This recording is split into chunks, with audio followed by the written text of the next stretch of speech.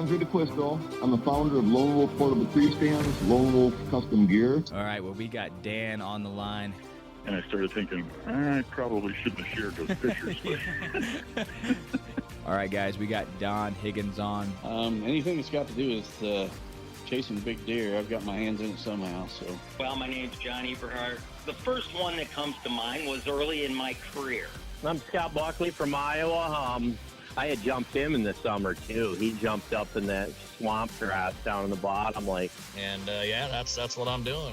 I'm chasing it. There ain't nothing stopping me. Justin Hollinsworth. I'm with Whitetail Addictions and Lone Wolf Custom Gear. So what are we talking about tonight? We're talking about the one that got away. They talked about a deer that you didn't get it done on for some reason. So go ahead and get into the story of the one that got away. Welcome to the Whitetail Legacy Podcast, coming in your ear holes with the One That Got Away series, episode 1 coming at you hardcore, and we got an absolute legend on talking about the one that got away, Andrae D'Acquisto, guys. He was late to come on to the ship of the One That Got Away series, so he missed the boat for the video that we put together, Grant put together. So we wanted to make it up, so we're going to put him first. Absolute legend, been hunting a long time, killing giants, been innovating the tree stand company, in industry for a long time. Really good podcast. A lot of tactic talk in this one. Kind of more of a tactic talk than a one that got away, but a little bit of that mixed together, so that's always good. But let's get into the people who make this possible. We're going to get in the show. We're going to start off with Underwarmer this week. Like I said, it's another company that wanted to reach out and get some whitetail hunters their information, but this is great for hunting, guys. If you plan on doing an all-day sit in late season, this will keep you comfortable and let you sit longer. You can also reseal and reuse this heated vest, and you can put it back in the airtight bag and reuse for the next day. $10.99. You got 12 hours to use, so you could potentially get 3 or 4 hunts out of this thing, depending on how long you're setting. Most of the time, late season, you're only setting for 3 hours. Right. So you could damn near get a full week of hunting out of one of these vests to make you last that 3 hours in the stand. You can find out more at underwarmer.com. All right, you got last breath over there? Yeah, guys. I'm sure you guys have heard by now the latest YouTube, per se, restrictions on monetization or whatever. But if you guys are going to shift platforms or such, if you so desire there, Last Breath TV is also on Carbon TV, and you can watch all of their shows on there, and be sure to up that carbon score for them. All right, let's do Riton Optics. This is the second week we're mentioning them. I wanted to give you the Riton promise this week. I thought this was pretty cool. As a company founded by law enforcement and military veterans, we take our commitment to service seriously. Beyond being members of the Riton team, we are also hunters, marksmen, outdoorsmen, and women, and ultimately consumers just like you. For that reason, we base our standards for service on the golden rule, as we will always provide you with the level of service that we expect to receive as consumers. I think this is key in their, unlimited lifetime warranty. Yeah. Receiving something back in 48 hours. If you have a problem with the binos or the scope or whatever, it's hunting season, you drop your binos and you have something replaced in 48 hours. They go back out there. That's top tier customer service, so it's pretty awesome. The service that they're going to try to exceed your expectation and remind you of the times when good service was not a rarity. So you can find out more about them at rideonoptics.com. All right, we're getting into Exodus. Photos right now are getting very important. You're really paying attention to all the detail in them. One thing that can happen is pink or black photos with your trail cameras. And just a disclaimer, it is not your flash that is malfunctioning. The flash in most cameras nowadays are LED bulbs, and that means that they are going to rarely fail. So what is happening with your pink or black photos is that it's the IR filter that's stuck over the lens. It's a mechanical device in there, and it goes over the lens. So it's stuck either open or shut, and you can manipulate that with a flashlight or a dark room and figure out what is going on. And do not recommend banging it off a tree to get it to go back. It might fix it temporarily, but it is not going to be a permanent Remember when we fix. threw that I one know. in the back As of the soon as I truck? seen that today, I was like, "We've done that," Yeah. and we did get it to work for a little bit. But luckily, if this does happen with your Exodus camera, it will be covered within the 5-year warranty, and you can send that puppy back, and they will fix it. If it is outside the Exodus brand, most likely out of luck due to it being a mechanical device. And be on the lookout on their Instagram and their website for Scrape Week coming up. So be on the lookout for that. And they do have inventory in there if you guys are looking for a last-minute cell cam to pop in there. So Black Rifle, use code Whitetail Legacy for all your coffee needs. Rut's coming up. You need that coffee caffeine boost in the morning.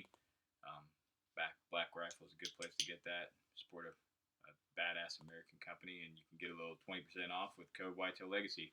And if you're looking to get some new camo and you're interested in Badlands, reach out to us, Facebook, Instagram, Twitter, TikTok, wherever you need to message us, and we will get you a code for some Badlands. All right, let's get into the show.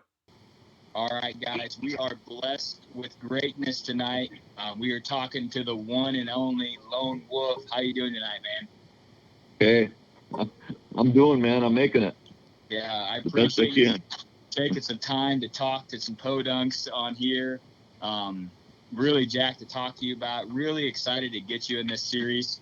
I don't know if this is something you've ever got to talk about on a podcast or not before, but just excited to listen to you talk whitetail for half an hour here. Cool. I enjoy doing it. Wish I had more time to do it, you know?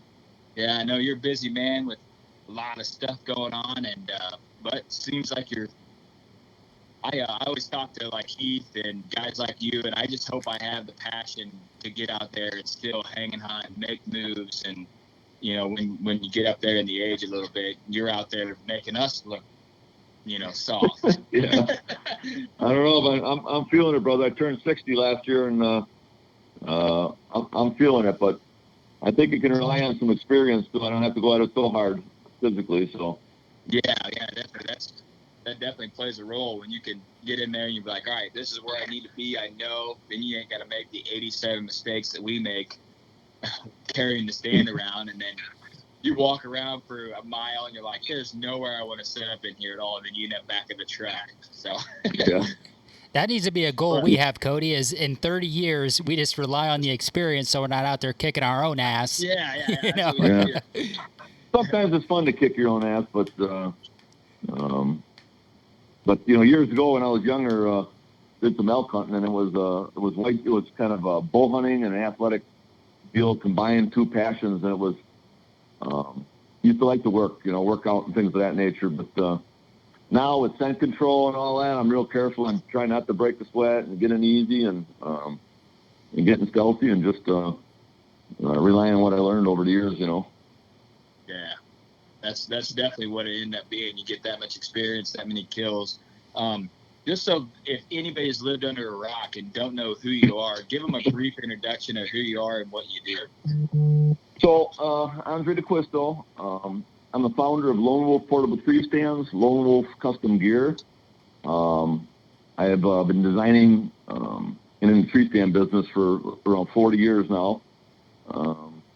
And that's one of my big passions is whitetail hunting. Once I took that up, I started designing and making my own products.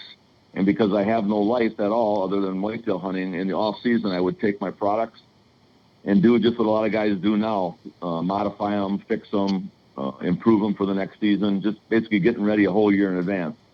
So now I retired for a while. I did sell Lone Wolf tree stands, and then decided to come back out, retired out here in Iowa, and I'm excited about some of the new products we have now and the innovation. So I still get to have my cake and eat it too, I guess. So.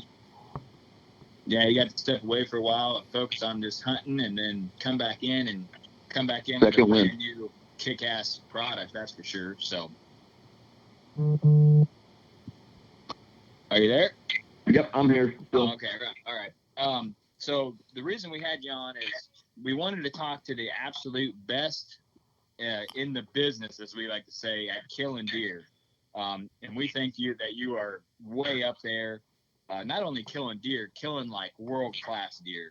And you come on podcasts and you talk whitetail, but you don't ever get to talk about the one that got away. So what is the story of a deer that you just hunted and just could never put the pieces together on? So it's funny that I never like to have input on what we're going to talk about on a podcast. I like to just come in cold, ask questions. I don't like to think about it. And this time you put me on the spot to think about it. And for the life of me, I'm telling you, I'm thinking back. I mean, there's a lot of deer that I haven't got, but not a lot of them have gotten away. There's one that I've been hunting particularly now. It's a pretty big, a decent deer, but just, and it's just a matter of not being on the property for all that amount of time, just showing up for like a week, a year. So it's that type of thing where you're limited to, your hands are tied to going and getting it, So I have had the pleasure of, and I thought I would talk about those, literally hunting 2 different bucks that would have been netting world record typical status and did not get him, obviously. But I keep thinking back, and I think back all these other deer that I hunted and I didn't get. And I swear to God, there's probably nothing that I would do different. I'm pretty much set in my ways. I know what I know, and I'm very confident when I do. And I don't ever really second guess a decision. It's the right decision. And to me, it's fate that just didn't, the chips didn't fall my way. So, you can't control what a deer does that. And guys talk about luck. The only luck I believe in is bad luck. And I'm not a real lucky guy. So if a deer could come down a trail and, make a turn to come to you or make a turn to go away, 99% of the time, I think he's gonna go the other way. I just don't have that luck. So over the years, I just kind of got it in my head. And my father was the same way. And he taught me early on, you aren't going to get any breaks. You're not going to have the luck that a lot of guys get. So what you do is you work twice as hard and you make your own luck. And I've had that mindset in business and in life and everything. In the same with whitetail deer, I think I'd hunt them all the same way. Like I said, it's, but to be in a game with animals of that caliber, here's a perfect example. So me and a buddy of mine, I shot a buck in Wisconsin one year that missed the state record by about an inch. And so found some sheds the year before, and a good friend of mine, we both were checking, the old school trail cameras, and we were at a Walgreens, and we put her in, and there that buck was. A picture showed up, and we both looked at each other like, our jaws dropped, and holy shit, game on. And while he's, they're in a panic, and what are you going to do? And I said, I don't know what you're going to do, but I'm going in that swamp and killing that buck. And it's like, he didn't have a clue, he didn't have a plan. I already know, I went, tore my equipment down, made sure everything was quiet, tightened everything up, and just got into the game. It's just another animal, even though it was a bigger class deer. I go at them the same way. They're all, some deer have a little different personality than others, but I read sign, I believe what my eyes see, and I hunt accordingly, and I don't second guess it, and if a deer, here's another thing that if I set up on a spot that is just red hot, I almost know 100% I'm killing the deer that I'm after. And if the deer doesn't show, I've never, ever second guessed that I made the wrong decision. I just know that something happened. The deer just didn't get up because of the moon phase. He's probably still sitting back in there. Somebody else bumped him. Something happened that threw it off the sign I read, because I just believe it should have happened the way it did. And if it, like I said, it didn't show, I don't think it's anything of my fault. It's just sometimes they don't, Yeah, sometimes. I'm a little long-winded, so you guys slow me down anytime you want. Oh yeah, sometimes everybody says they got that sixth sense, and I believe you. We have sets like that, like the one set last year, early season we went into. Man, we just felt like it was perfect. We were gonna kill for sure, and it's crazy when you go in like that, how quiet you are, you're slow. And with you going in like that every time, it's just making you that much more successful because every time you're going in like, this is exactly where I need to be. You're 100% confident. You're not thinking about somewhere else. We catch ourselves doing that a lot. We're thinking about, man, we should have went over here. We should have done that. Wonder what this is like over there. But if you know you're in the right spot of where you need to be, it's going to make you that much, better being quiet, taking right, getting set up. The only time I second guess myself on a stand is if I don't look around first. If I don't have, even though the spot's great, it's been great in the past. There's a stand put in the right tree there, the wind's right and everything. And if I just jump in that stand and hunt it, I just don't do that much anymore. I'll still want to go look at that spot and look at the sign. I cannot get in a tree, and it just frickin' bugs the shit. I'm telling you, with my binoculars, look around on the ground, or man, is it ice cold down there? My wife's been a night. I can't do that anymore. So my hunting, more or less, in these last years has been the day of or the day after. I mean, I'm just constantly on red hot sign and on the deer. And if you put yourself in that spot in that tree, so let's say you put yourself in a tree this year where there's a open young coming down a trail 1 or 2 times. If I put myself on a trail the entire year, every time there's a Pope and Young on that trail, I mean, the percentages and the numbers are just so much in your favor. You're gonna capitalize on it and try and beat fate or the odds per se. So hunt like a wolf, man. Yeah, confidence. That's the motto. You got to go in there, and if you go in there like you do every time, that's something we need to work on more. I believe is just going in there like, okay, this is where we need to be. All the pieces are right. We're going in here and we're killing a deer. And I feel like once you get more time in the woods, and when you feel like you have the intel that will make you successful. And with you, going in and scouting before you're hunting, we've been doing that more and more every year. We Right. don't have an idea where we're going, but we're definitely. I'll tell you, it's you can be 40 yards off the mother lode, just on the other side of a ridge or down at the opposite draw, and where there's just chaos ensuing over on the other side, and you're in a nice cold spot or something. It's just it can be that close.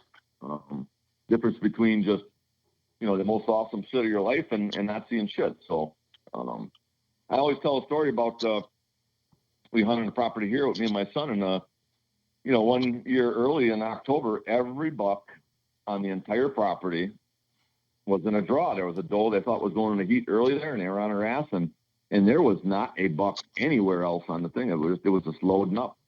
And if you weren't over in that draw, you're just hunting, you're seeing some does, and you're just wasting your time. So, and I do not, very impatient hunter. I do not sit all day. I don't like to waste my time. The old adage, surgically removing something from the face of the earth, is to know it, read it so good that you set up just everything right. And a good show to watch would be Heath this year. He's becoming quite the killer, and so is Justin. These guys have really come into their own in the last 5 years, where they are just hunting machines, man. They don't, they go make their own luck. They don't wait around for shit to happen. They go make it happen. So yeah, aggressive. You got to get a little more aggressive. Don't worry about cracking a few eggs. Yeah, we've definitely been following both of them, and I keep telling them that's who I want to be when I grow up. I want to be like Heath Cisco out there, just still crushing it. But so you'd mentioned the deer that was 1 inch from the state record that you had hunted, and go ahead. You said you might talk about that. So I'm intrigued on that. Go ahead and let's hear that story. So that deer was I almost killed it. I mean, within a couple more steps, I probably would have put an arrow at the year before. Ended up finding the sheds. I'm not a big shed hunter, but I just ended up luckily finding those sheds, and it was in right around 172 or something, I think, like that. But the property I have is an absolute shithole. It's a tamarack swamp. You know, you knee-high boots, you need in there, it's all wet, marshy, low bog stuff. And that deer was living in there. And there's the deer. I got all my shit together. I got all my equipment. Now we're filming for a show, so you got camera, you got extra arm, and back then the stuff wasn't as light as it was now. And I went in there 2 days, and I thought, you know, it's just fucking busting my ass. There's just no fucking way this is happening. So I decided to back out, figure out where that deer was, and then just hunt him as he comes out of the swamp onto the dry ground, and changed up my tactics, you know. And it worked. I jumped him out of his bed off of a point, and I knew he was in there. And the deer just did the same thing it did the year before when it started running does during the rut. Come out on my property. I got some dry ground there too, and we were just running that circuit. My brother was seeing them all last year do the same thing. So made the right move. I don't know. I mean, I might have still tied into him back in the shit or in the suck, I call it. It's but that one had to be a little bit more of a patient deal where I'm normally pretty aggressive at going at them. A lot of guys think too that I just dive right in on them bedding areas and go to it. I always, if you got that piece of the puzzle, if you know where he beds, you can kill him. That's my motto. And if you have that piece of intel, I always try and let them have that little bit and then get them coming in and out of there. Sometimes I won't even go and hunt a deer on a morning spot because I have him pinned down and he's coming to a crop field or whatever. But when them son of a bitches don't want to frickin' cooperate, if they want to hang back in there and play that game, then I just and I'm dying for that to happen. I roll the gloves up and I go in and get them. So it's a little more aggressive than most guys, taste. Like but what I've learned over the years, you're letting the deer tell you how to hunt it. Don't go in there thinking you could crush him right on his bed. If he's playing the edge and you can play a little safe and kill him, you're just letting the deer tell you. You got it. I mean, you got another buck that the first buck I killed in Wisconsin early. That one the state record by same thing, a couple inches. That deer, I was watching 2 weeks before the season, had him patterned, and there was no way I was going to dive in there in the morning. I had him freaking pinned out, coming through, working the licking branch with a bachelor group of bucks. I slid in there and shot him on the opening evening. There's no sense even trying to mess with him on the morning. I had him just pinned down. So, but I do love getting right in there and mixing it up with them.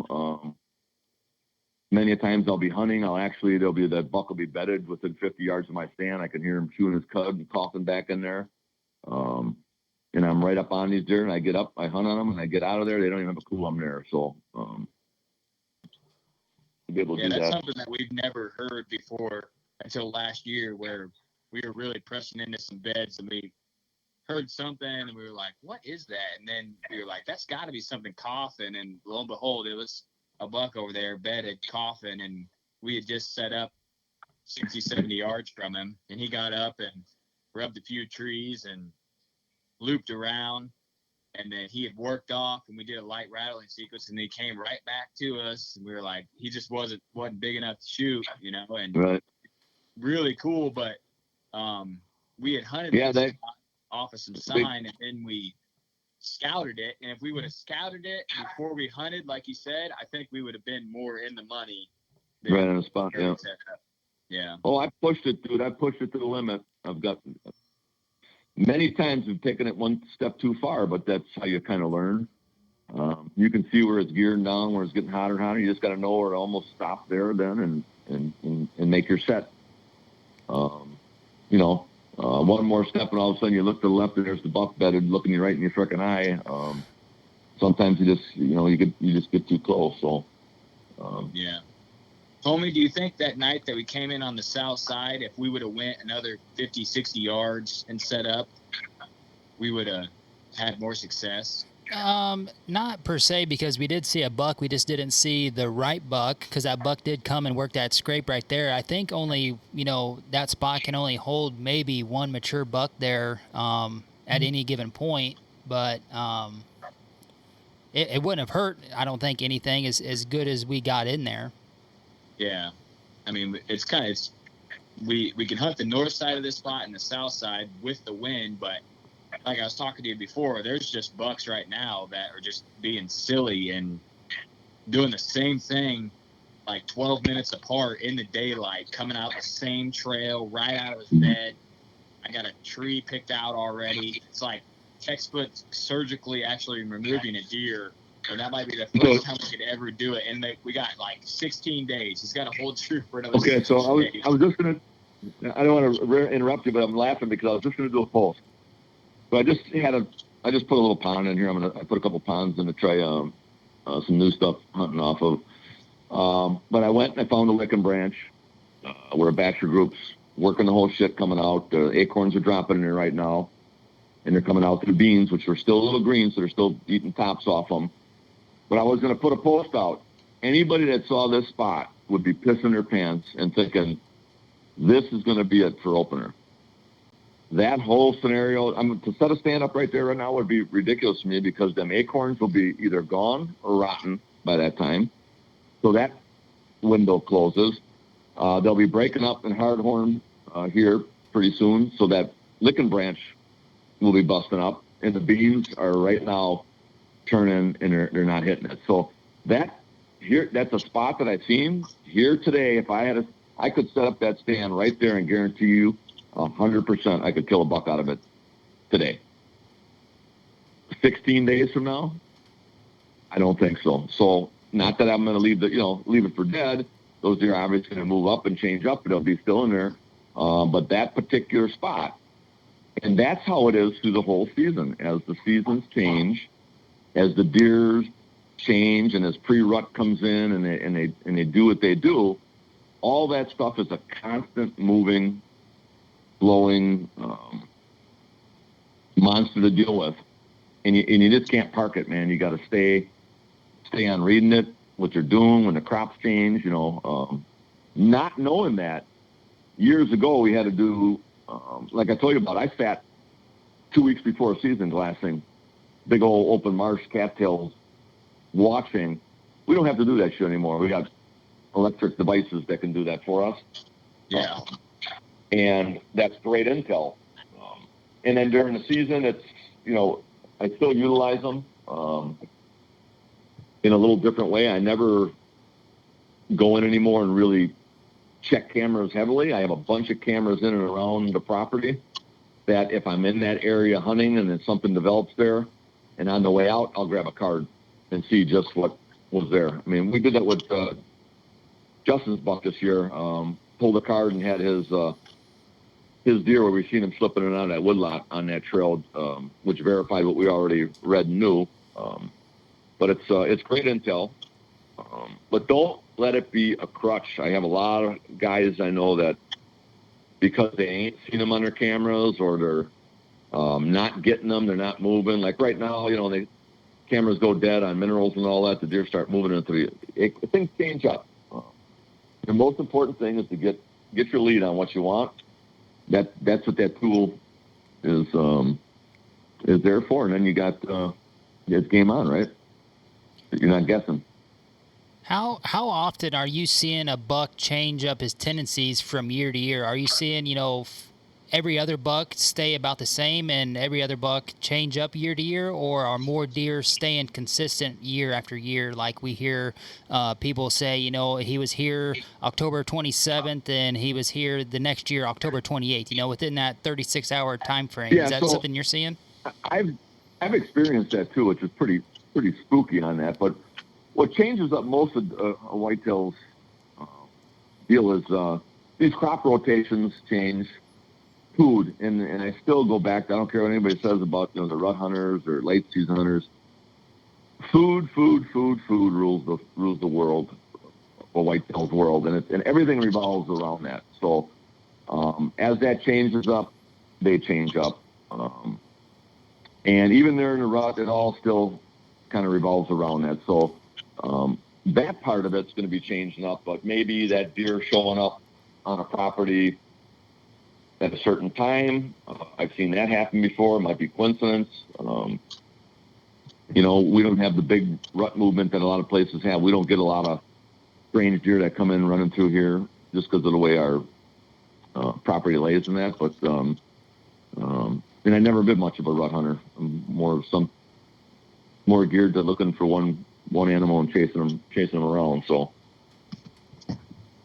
I know we were talking to Justin, and he was hunting with you.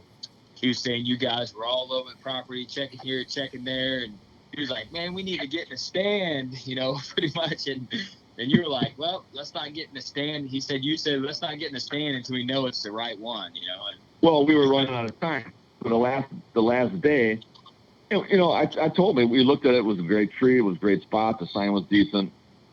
And I said, it's, you know, we can get in that stand. We'll probably see some bucks here and that. But I had a line on a deer that I seen come out of a draw earlier in the week, and I checked that draw 2 times, and it was cold. I said, let's just, you know, I'm not in a big hurry to really need to harvest the deer. It'd be nice to have another one, you know, 2 down with you being here this week for our show and stuff. But so we went, we kept going. We didn't have a lot of time left, but man, we just ran right into the frickin' mother lode, just big old polished fresh rubs that just happened the day before and just red hot up into the draw that I knew that big guy was hanging in.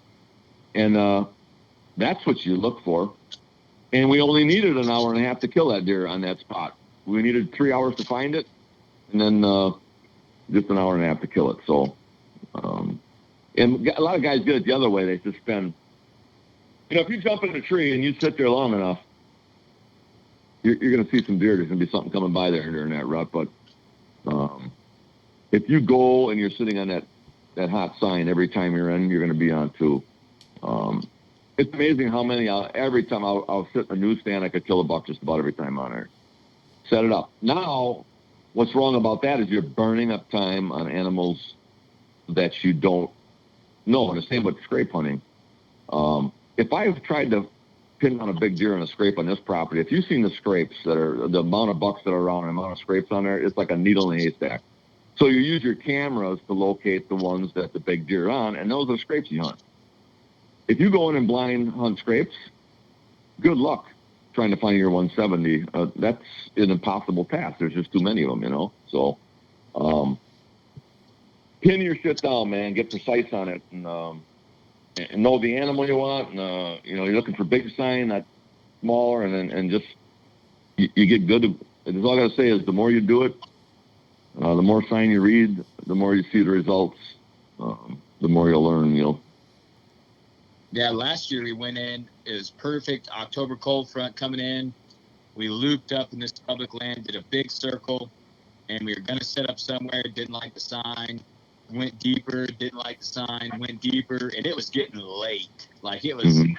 We probably had like homie, like an hour and 40 minutes left to hunt, maybe. Yeah. And by the time we got back there, and I was like, all right, this is it. I like this, and we set up and. A mid 150s, 160 class buck was a guy was actually 60 yards from us, set up that we had no idea was there, and he killed that buck. But that deer was coming right to our way.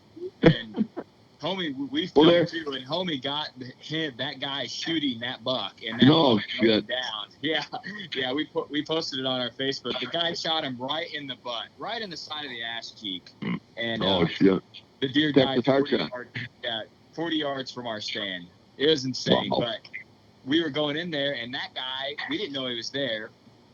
He was set up in a stand that was already back there that someone had put up, and he was facing away from us. Well, he's seen us come in, and he's thinking, these guys are coming in hella late.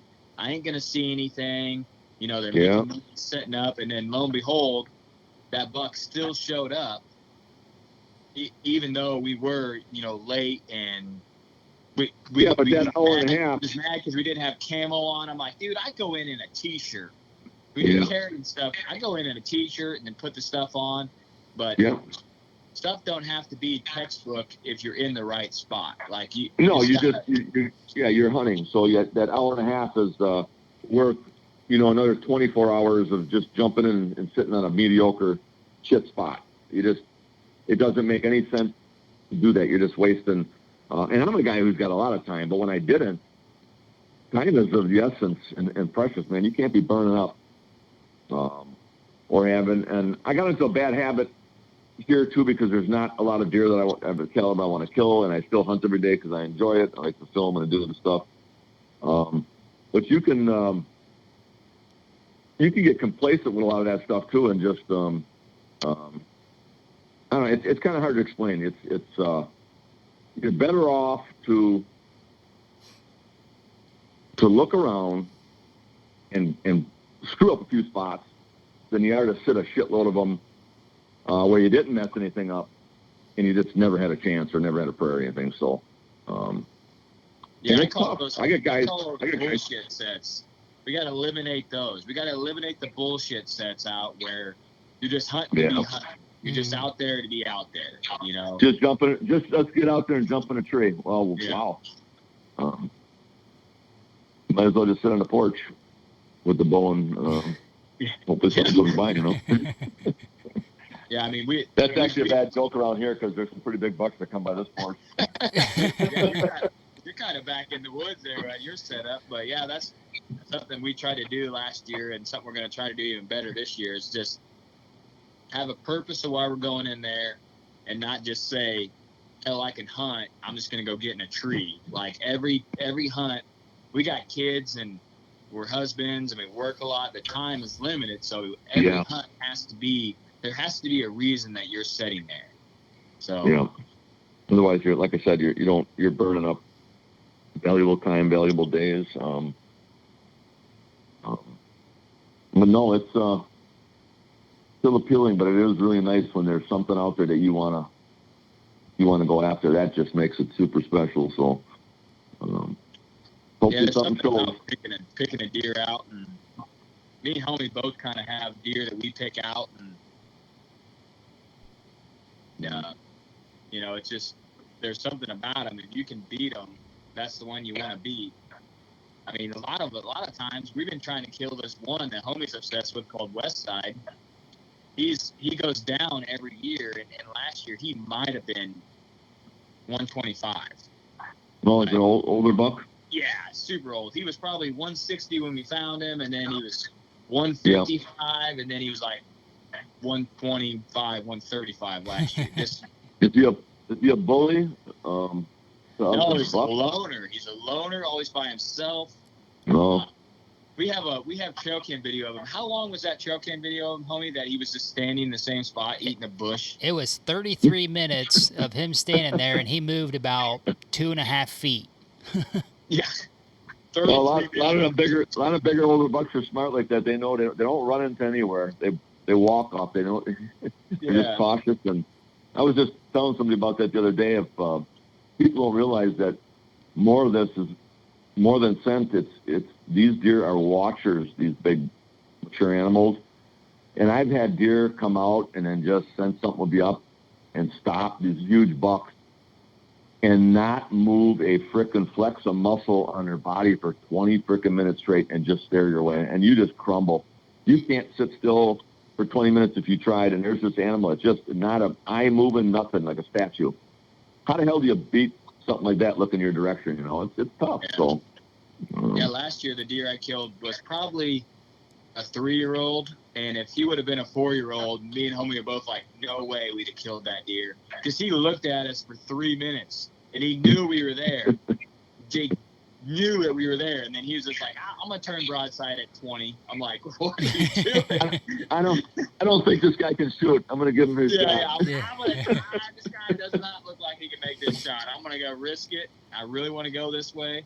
But yeah, if it would have been an older deer, that deer would have been like, no, he would have backpedaled out of there and been gone. But this deer is like, all right. Yeah, I joke around with some guys and say the safest spot in the woods is right underneath your frickin' tree. Yeah. my brother used to miss some pretty easy shots doing shit, and like just shaking my head like, wow. But yeah, it's a great game, man. It's a new game with all this technology and all the stuff that's out there now. So I'm still not a big map guy and all that. So I might actually get a one of those. It was amazing. So Justin comes out here. He's hunting a property he's never seen before. He can call up Cody and get these pins dropped to him. This son of a bitch can find my stand in the dark easier than I can. He just right to the base of the trees with this fucking new technology and shit out there. So it's like I said, it's a changing game. I'll have to get with the times. Yeah, it used to be, all right, there's the stump, there's the rock, take a right, go, you know. Now you look at people's phones, they got 87 pins dropped. They know exactly where. I don't know how people find all their, if they run a bunch of trail cameras without pins, I'd be lost as hell. Yeah, well, that's funny because now getting a little old up there, I used to not forget a track, every little piece of sign that, you know, your mind's fresher, younger, and now it's like, I got all these cameras on. Like, where the hell is, you know, it's almost like you got to be driving that way and all of a sudden remember that there's so many out there that you could just, I find them shed hunting that are left on the trees that forgot where they're, you know. But I do have a camera company, so I can have some numbers out there. Yeah, that helps out. Got some spares in the closet waiting. I'll put a camera on, like I'll be doing it again this year, just to learn shit. So I'll put cameras on what I call these, they're almost like a community rubs. The ones that I get opened every year on pretty big trees, and a lot of different bucks will rub them. And I'll put those on there and leave them all year and just watch what happens on those.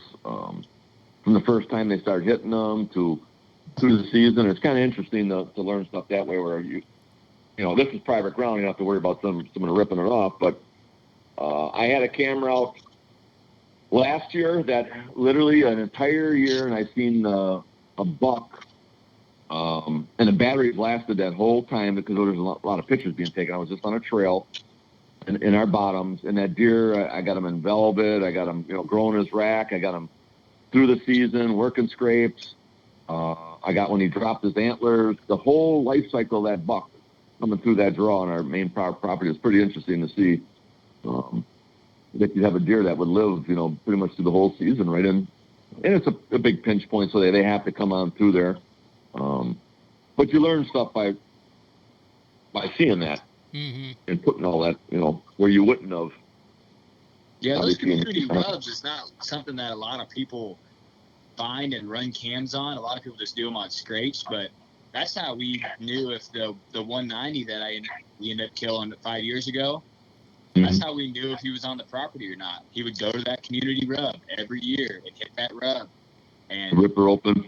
Yeah, and you would go back there and there'd be nothing, and then it would be like a light switch, and it was the most fun time you've ever seen in your life, you know. And but what was crazy is if a guy walked in there, he would just think that it was dynamite set up. And what do we have? One deer in daylight there and a whole year, homie? Yep. One in shooting light. Yep. One in. Yeah, imagine that, eh? That's a wasted shit, you know. I mean, if it's at the wrong time, it's capture. That's all I got to do is capture that one moment in time, you know. And it's all it takes is one, but you can burn up a lot of time, waste a lot of time, or you could go with intel and make a educated ambush. Before trail cams, I mean, when I was hunting, if I would have seen all that, I would have been sitting up there multiple times. Yeah. When you have, homie, you would have just there's no way you could have not been in there.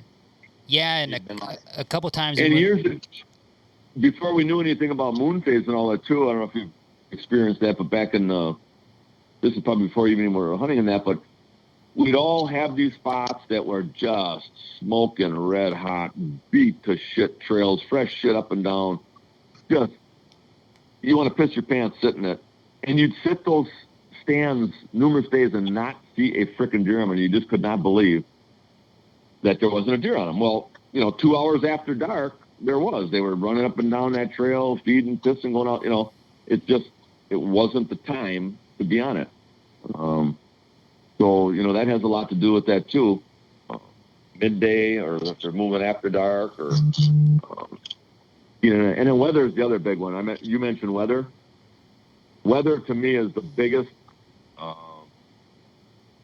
movement of a big whitetail that you got over moon phase, over everything, over rut, that they just that high pressure, cold, new fronts coming through, man. They just happy to be alive and up and moving and doing all kinds of stuff. So, yeah, you can weather, see it speed, wind, Yeah. weather, all that stuff. That's what makes the magic happen. Is that weather, man. Well, just look at a rut in a warm, hot year. How it's just laid back, shitty. A lot of shit happening after dark, and then just look at when you got a nice, cold, crisp, good weather pattern going through, and just it's the difference between day and night. It's night and day. We experienced that last year. I know you probably had a lot of hot weather even where you were at last year during the rut. It was tragic. We took 18 days off and hunted every day, and man, it was bad. Brutal. Yeah, it was. It's nice when they're moving during daylight hours in that weather, huh? Nice easy sit, nice light jacket. Yeah, it's beautiful. The mornings were decent, and it was definitely wasn't cold. Definitely was not cold ever. Yeah. But then the big thing is too cold. The front came in. The big thing that shuts them off and on is whatever the average is, and I think you can find that out through your all your apps and shit like that. If your average temperatures are running at a certain amount normally at that time of year, and you're running 10 degrees hotter or 10 degrees lower, that's your big window. I mean, Illinois, I hunted one year opening week. It literally was down to 30 degrees on opening day, believe it or not, there in October, and it was like full bore frickin' battling rut, frickin' chaos. Everything was going nuts, just because of that weather. It was so much colder than when the average is, and then just the opposite. If it's really hot, it could just shut that shit down, and you got a half-hour window in the morning to get something done. Everything else moving later, just moving slow. Getting back to 1 second, Cody. I got one question to ask. When you got the wolf on the line, you got to throw it all at him here. Yeah. One thing that Cody and I really noticed hunting these bigger mature deer, and just like Cody had said, Westside there is kind of a loner, but even when we see pictures of really world-class whitetails being killed, they're never really broke up or anything as far as their rack goes. Everything seems to be intact for the most part. So kind of two parts. Is that something that you're seeing throughout your hunting career? Is the really big mature bucks are not really broke up, and two is why do you think that if they are? So let me think about that. So it would have to do probably with so you got your pecking order of deer in an area. You got your bachelor group. You might have 6 bucks, and then maybe 4 properties over, there's a bachelor group of 6 bucks. Let's say the 2 dominant of those 2 deer end up crossing paths. There's a battle to the death right there. Whereas all the other bucks on this property know who the big kingpin is, and they might do some sparring with them, but they're not going to challenge them. It's not going to be that battle to the death. So there's going to be some times not getting broke up. I think it's got a lot to do with structure of the animals too, as far as what age class, if they're spindlier. We had a buck on here one year that literally over 20 different bucks were completely, and I'm talking 140 class deer, 150, all the way up to 170-inch bucks. Were missing half their whole racks, all their tines just sheared off. And this was a tank of a 174-inch, low-tined, heavy whitetail with a frickin' attitude. And if you got anywhere near close to it, there was nothing on your head that was going to survive that impact. So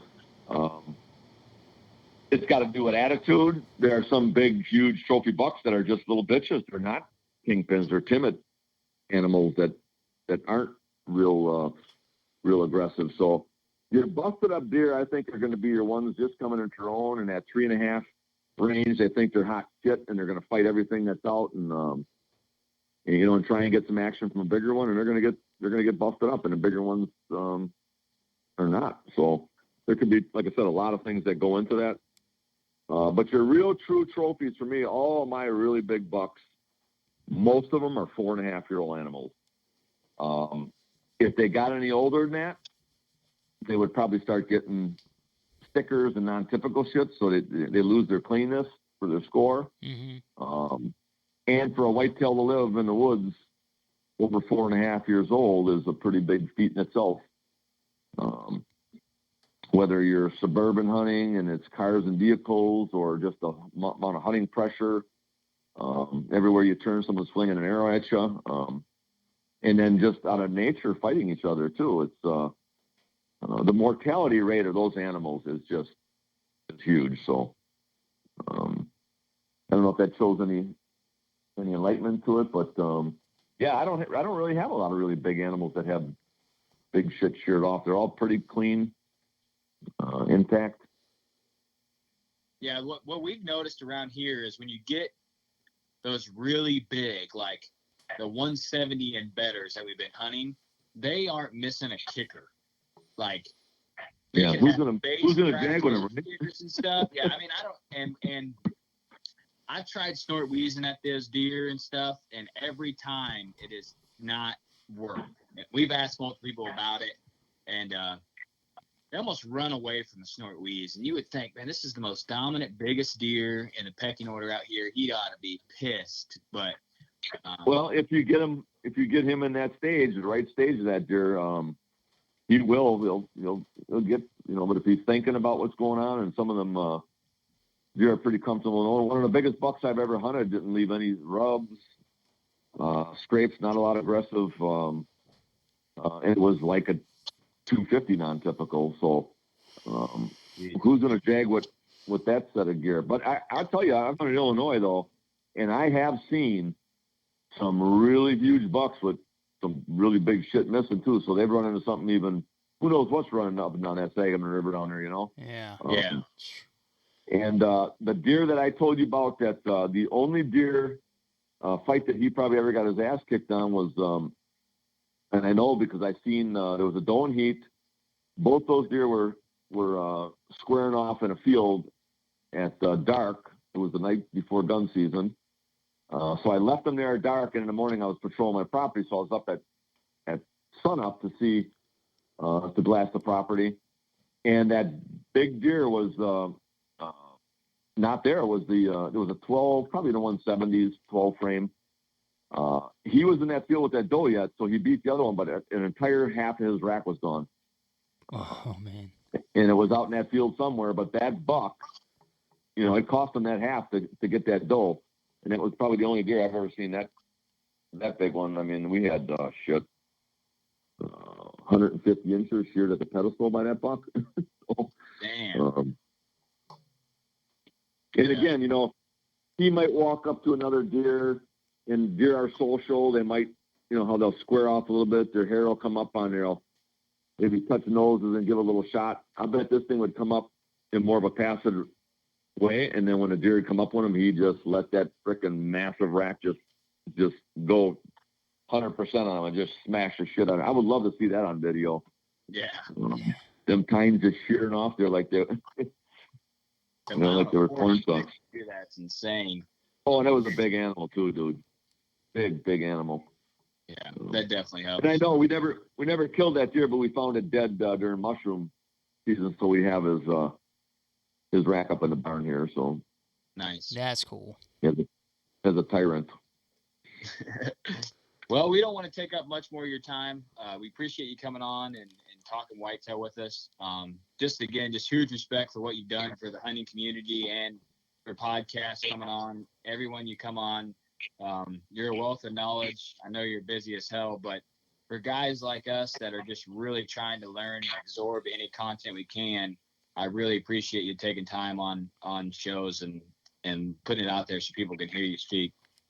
Well, that's two ways, man. I appreciate you guys having me on and wanting to listen and learn. And again, take what we all, everybody else, these older guys tell you. Take that with a grain of salt, learn it, and then also figure out your own little system or groove, Everybody's got their own little tactics or what they've learned, and once you figure that out, replicate it, you'll do good, You're in the right neck of the woods, so. Yeah, we've been blessed to be in. That's the biggest part. And where big bucks like to live, and we've hunted long enough to where we find them, and every year we hunt the spots and there's big deer there. So I'm like, all right, until something changes, I'm staying right here. Yeah, I wouldn't move. No. Not gonna venture off too far. Just go where I know that I like to be and try to make it happen. But like I said, appreciate you coming on tonight. Cool.